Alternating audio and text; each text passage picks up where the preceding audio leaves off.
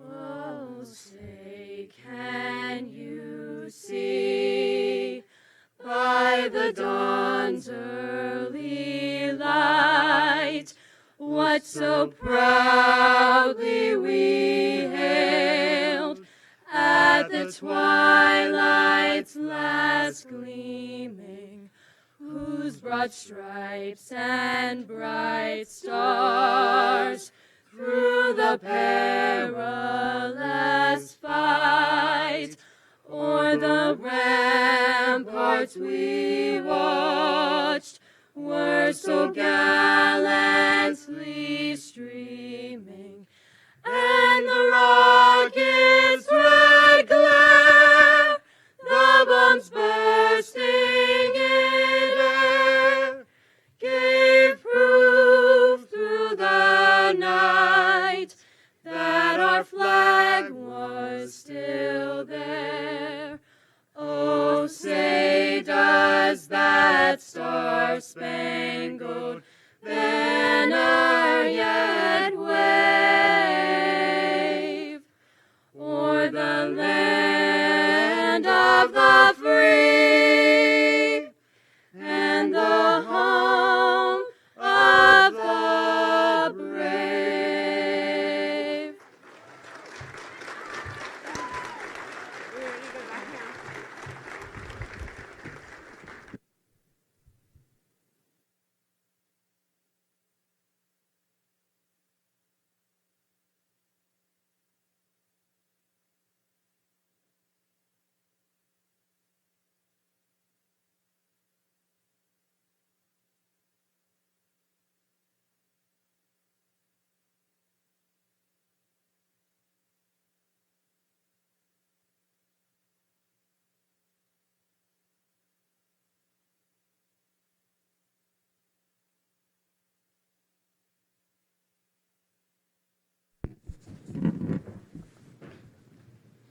Hello, my name is Nina Christopher, and I'm the president of the senior class.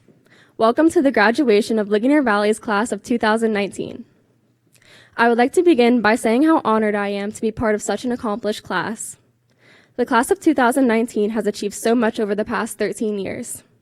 I know that not all of us realize it, but we will miss it. We will miss the Friday night lights and watching our dominating football team crush their opponents. We will miss seeing our friends every day, like we have been for the past 13 years. We will miss getting dressed up for a fun night out at prom and waking up with sore legs from dancing so much. We worked together to create an amazing prom at Antiochian Village last year.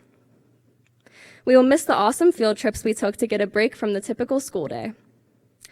This year, we raised enough money to organize a fun senior class trip to Kalahari Water Park and Cedar Point Amusement Park.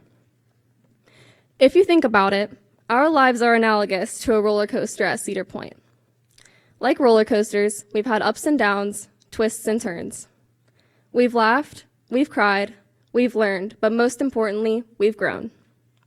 Our learning is not yet over, our achievements have not yet halted, and our journey is not yet completed. Now, it's time to bid farewell to our amazing high school memories and to warmly welcome the beginning of our futures. Without further ado, I welcome you to the graduation ceremony of 2019.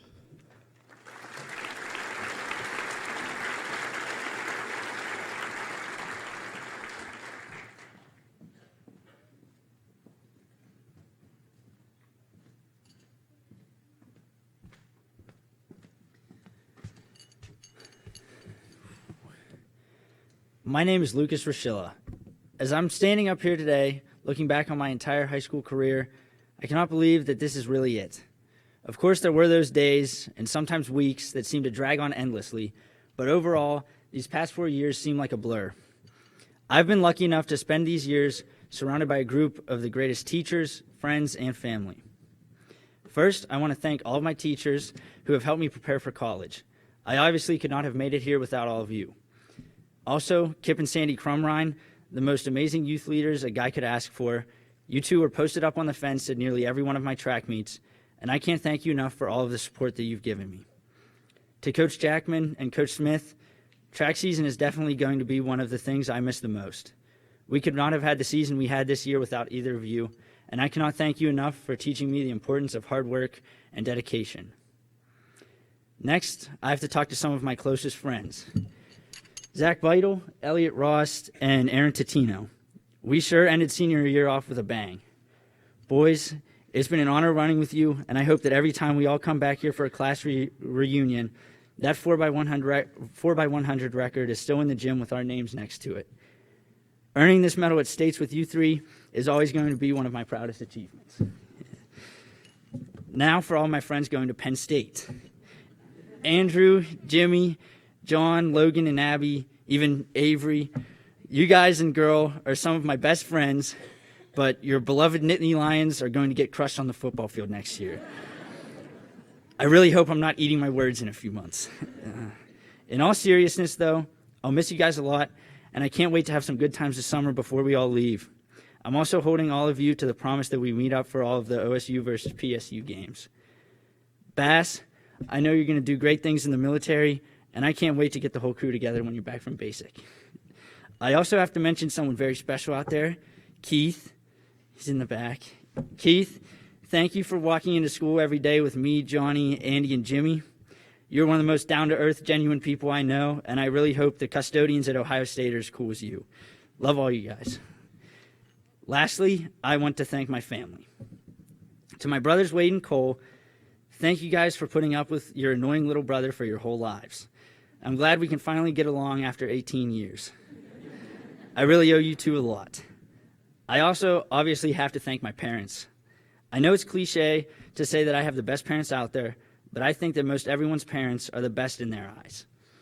Mom and Dad, I know you have done your very best to provide me with all the tools that I need to succeed, despite us not always seeing eye to eye. Dad, you've taught me how to be a man, and I would not be the strong-minded, determined person I am today without you. I also have you to thank for being the reason I've wanted to be a Buckeye ever since I was little. And you and Mom are the biggest reasons I got here. Now to my mom, my poor mom, who spent 18 years of her life taking care of 4 boys. That's me, my 2 brothers, and my dad. Thank you. According to statistics gathered directly from my mom, she has had to do an average of 7 loads of laundry a week when all of her boys are home. Multiply that by 52 weeks a year times 18 years, and you get a grand total of 6,552 loads of laundry. That's a lot of laundry, Mom. Even after all the grocery shopping, driving me and my brothers everywhere, and basically just being at our every beck and call, I doubt there were more than a handful of times that my mom complained out loud about doing our laundry. I can guarantee you that when I go to college, I'm going to be complaining every time I have to do my laundry. Mom, thank you for always being my biggest fan. I love you.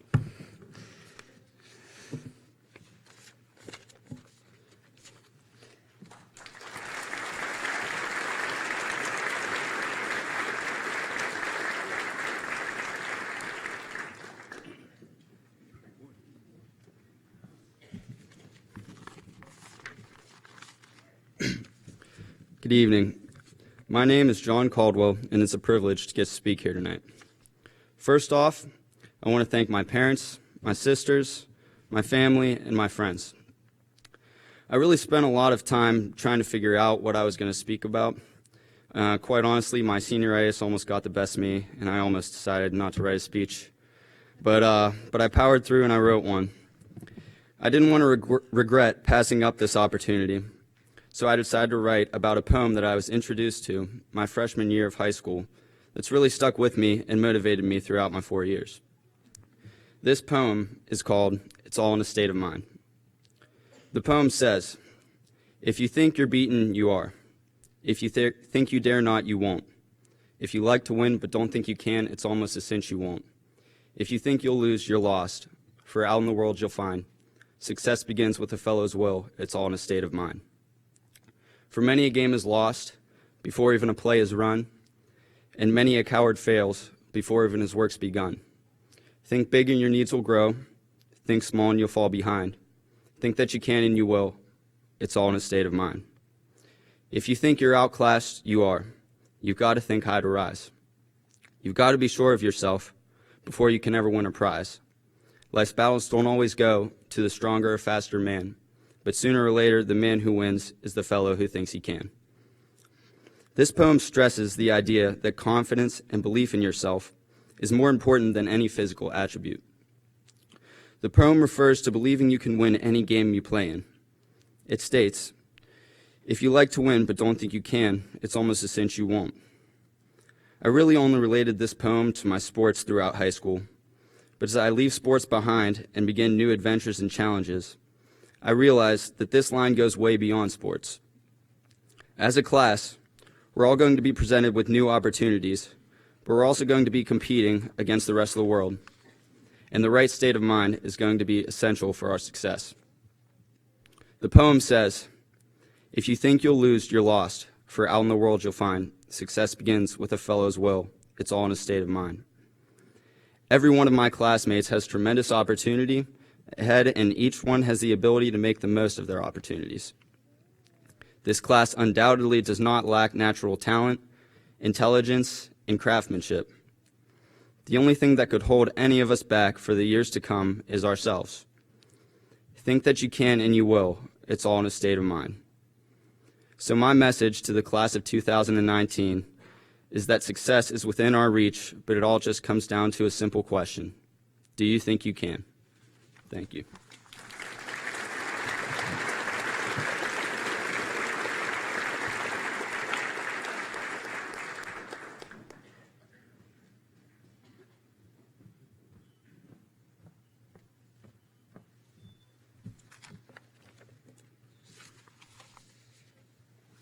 Good evening.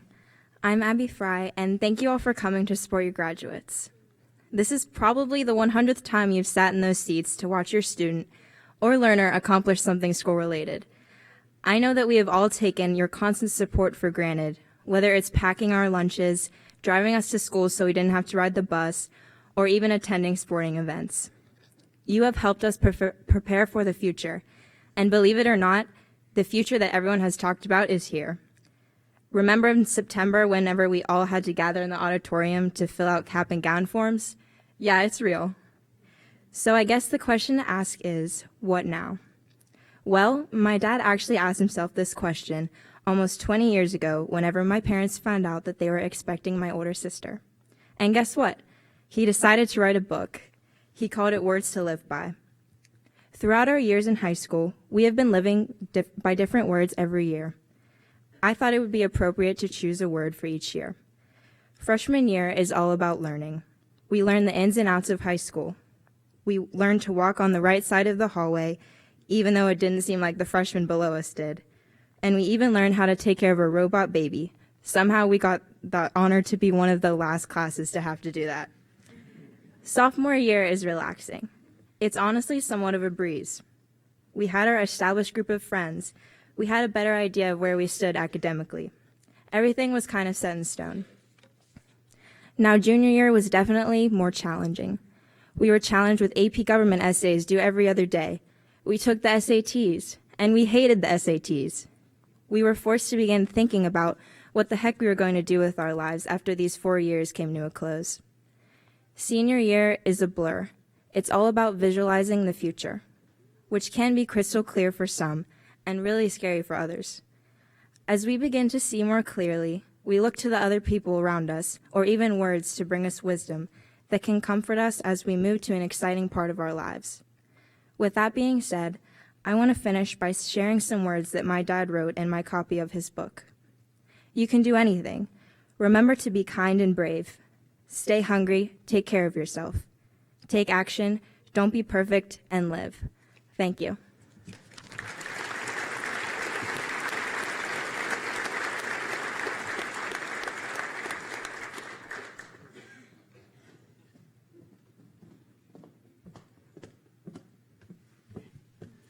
Good evening. My name is Alexis McClelland. I'd first like to start by thanking the administrators and faculty, as well as the family members in the audience. Your endless encouragement and support have helped to make this day possible. I would also like to take the time to congratulate Abby, John, and Lucas for their successes, not only in academics, but in athletics and in their community as well. However, the accomplishments of everyone on the stage today should not be neglected. I would like to recognize the students who graduated from Westmoreland County Community College with an associate's degree, as well as those who graduated from the EWCTC.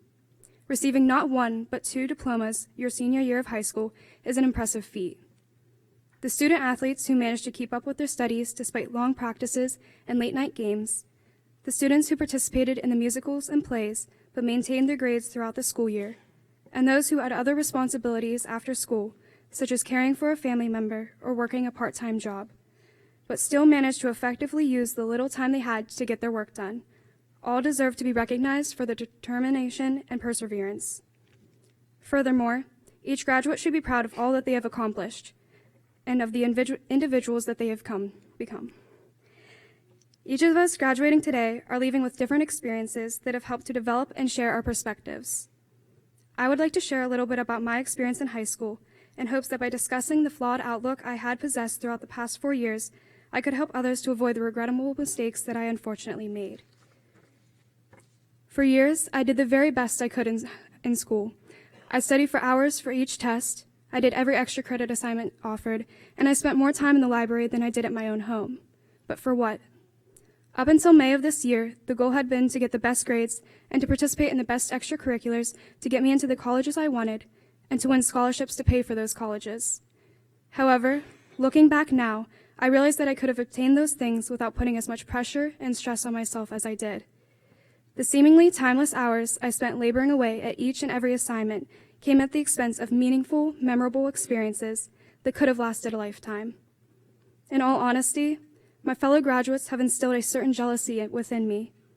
For the 4 years I was here, I was a passive observer to my peers who pursued their interests, found new hobbies, ventured out of their comfort zones, and engaged in social situations. All of the things I wish I would have given more priority to, rather than putting them on the back burner of my growth and development. My time here at the high school has been a mixture of bittersweet experiences, but most importantly, it has been a period in which I have gained invaluable knowledge and wisdom. Going forward, I now understand the significance of making the most of every opportunity that I'm given. I must accept that time is precious, and we don't have much of it. I may not be the wisest person or the most charismatic, but if there is one piece of advice I can offer to all those in attendance today, whether it be the underclassmen, my fellow graduates, the faculty, or even the parents in the auditorium, my advice is this: time is irreplaceable. Do not waste it by pursuing the things that do not make you happy, for there is no way to turn back the clock in life. Thank you, and congratulations to the class of 2019.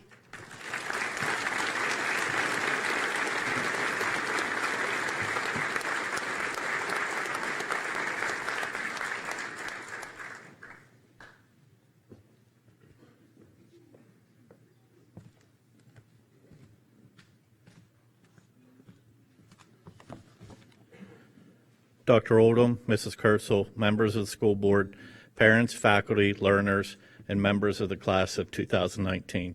Welcome to Ligonier Valley High School's annual commencement ceremony. I'll be brief tonight due to the